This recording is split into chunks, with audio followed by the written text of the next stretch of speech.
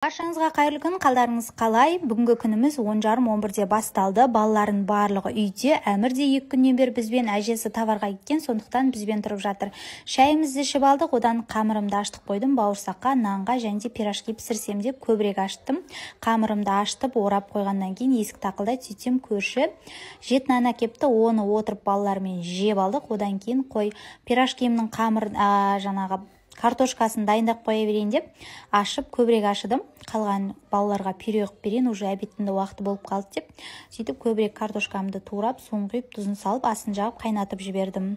Қыздар, сіздер күндеріңіз таңертең нешеде басталады? Біздікі балалар садикке, мектепке бармаса, кәдімгідей кеш басталады ғой. 10:30, 11, 12 болып кетеді кейде. Сөйтіп Әмірдің көңілін көтеріп билей қояйын десем, түр бермейді ғой.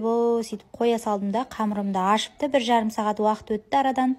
Қамырымды бөлдім, пирожкеге, нанға, бауырсаққа деп 3 нан шықты. В общем, 5 зуала шықты ғой. 3 нан, 1 зуала бауырсақ, 1 зуала пирожке шықты.